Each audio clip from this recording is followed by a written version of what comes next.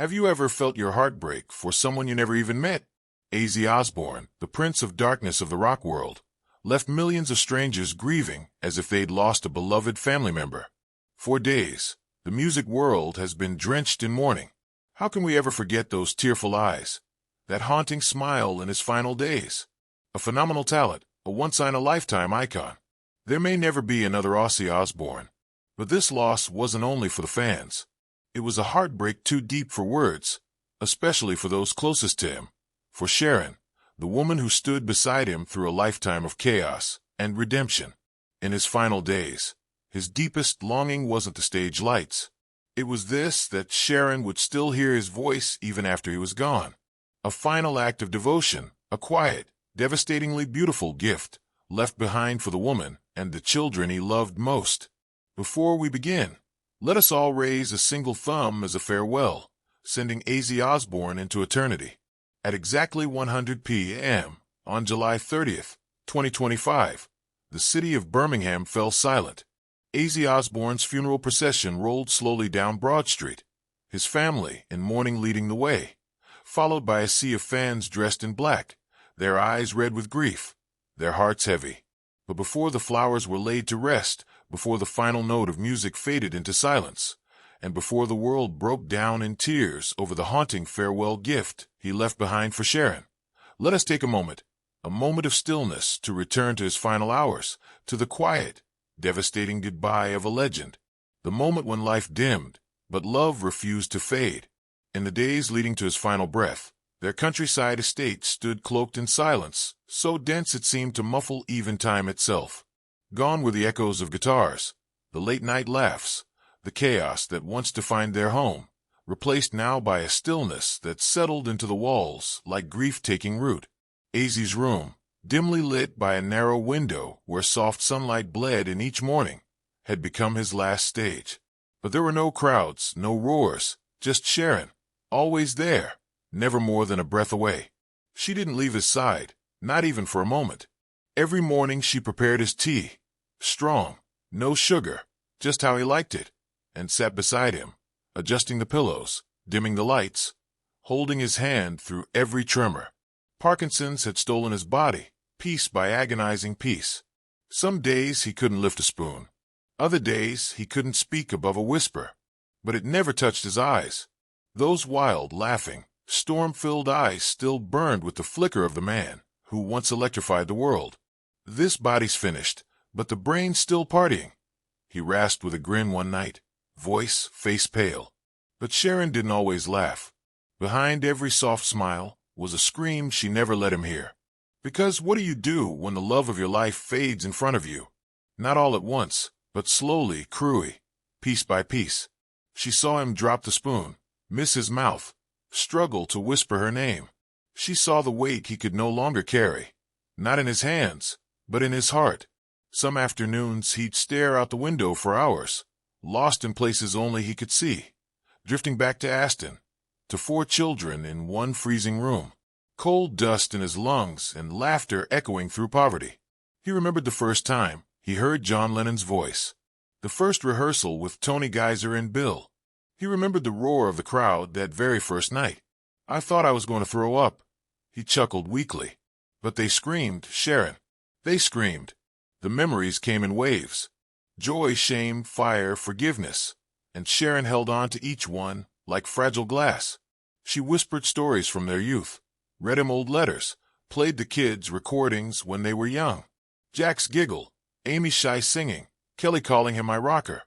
Daddy and Ozzy cried, silent, slow, gutting tears that trailed down a face once painted for war. Don't let them remember me like this, he whispered one night. Not in this bed, not like this. That broke her because nothing she could do, no fame, no doctor, no devotion could save him. Not this time, not even love was enough. And still she smiled through the ache, because he needed her to. Because Ozzy, even in his final days, was still her storm, her love, her legend. And every quiet moment in that room was now a goodbye she had to swallow whole. He was slipping, and Sharon, the woman who had fought through decades of chaos, now faced a battle she couldn't win.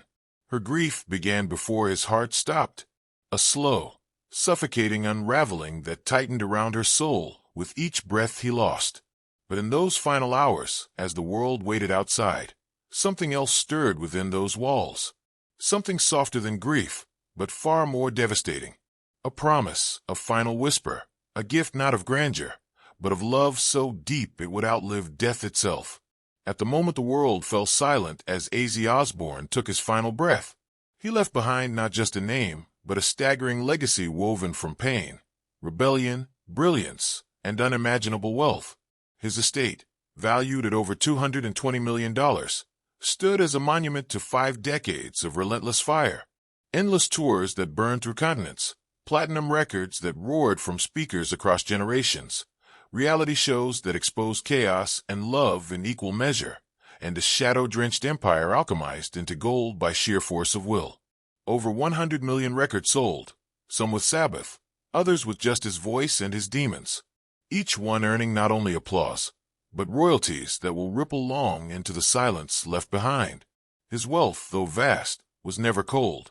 It was lived in, battled for, soaked in every scream, every relapse, every resurrection. His homes, scattered across the globe, were never just bricks and beams. They were cathedrals of survival.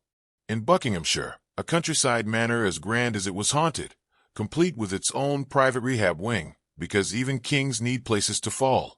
In Sierra Towers, a penthouse of sky-high solitude. In Beverly Hills and Hancock Park, mansions that wore the history of breakdowns and comebacks like wallpaper. These were not just addresses. They were chapters, scars made of stone. And parked beneath these roofs were the machines that matched his madness. His collection of cars, fierce, dark, elegant monsters. An Audi R8 that shimmered like midnight oil. A Ferrari 458 that growled louder than any amp. A Rolls-Royce Phantom that carried more ghosts than passengers. And then the vintage British beasts, reminders of the man who came from soot and built his kingdom in leather and lightning. But none of it, none of the platinum, the property, or the polished chrome defined him more than what it all stood for. Defiance. Legacy.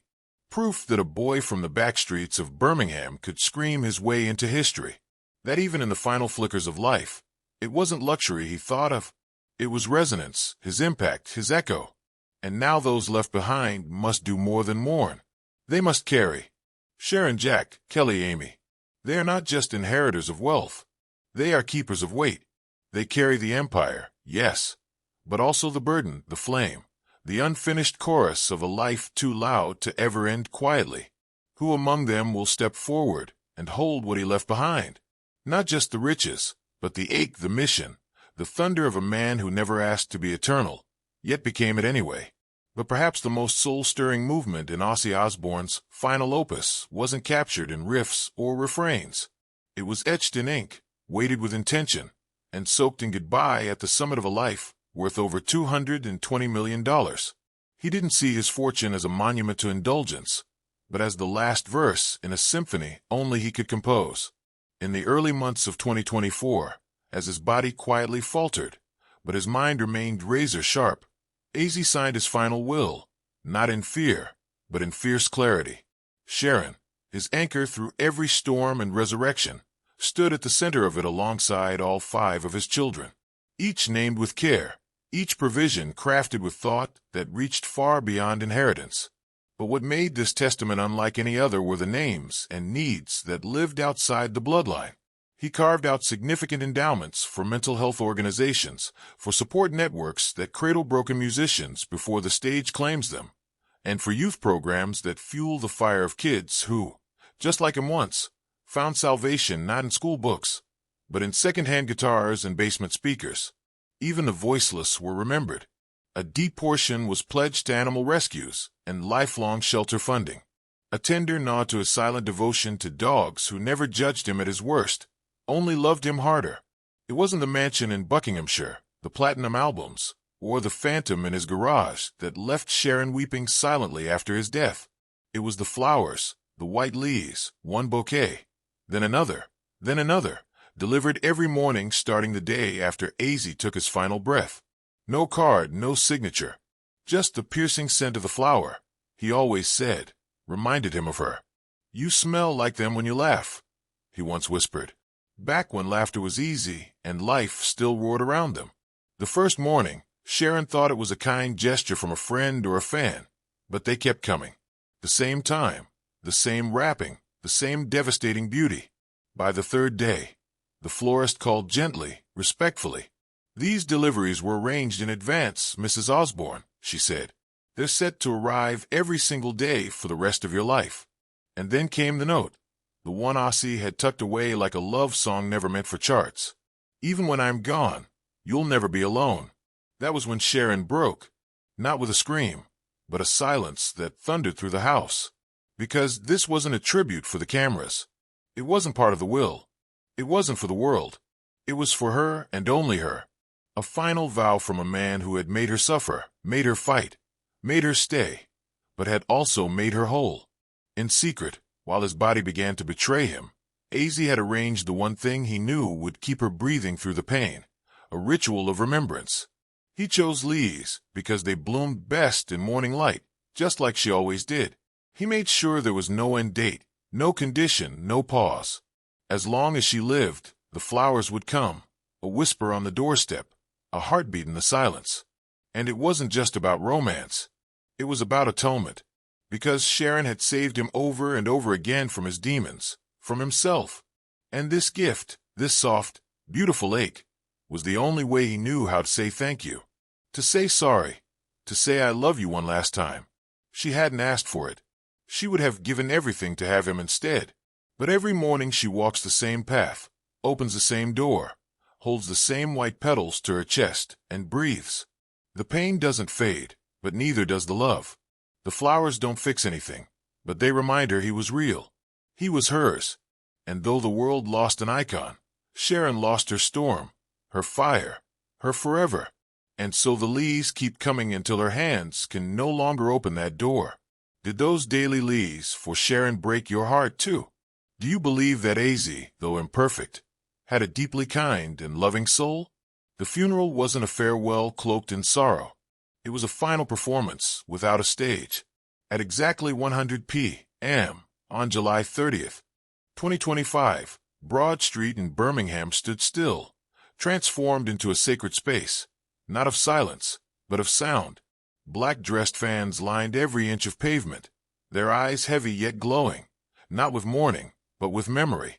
There were no hushed sobs, no solemn organ notes. Instead, the city echoed with music. Not the obvious tracks, not Crazy Train, not Bark at the Moon.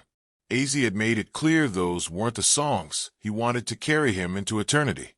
That bloody compilation, he grumbled once, makes me want to crawl into a bin. True to his words, there was no greatest hits playlist. Instead, the speakers played A Day in the Life by the Beatles, a track that defined him more than any of his own. He had once called it the sound of my soul unraveling and rebuilding in 4 minutes. That was the music that played as his casket passed through the crowd. A chaotic lullaby of beauty and madness, just like his life. Inside the private service, there was no black veil around Sharon, no script of sorrow. She wore solid black, timeless and stark, as if her grief had been stitched into the fabric itself. Their children surrounded her, Jack, Kelly, Amy, Lewis, Jessica, each of them holding stories instead of tissues. The room held space for both grief and joy.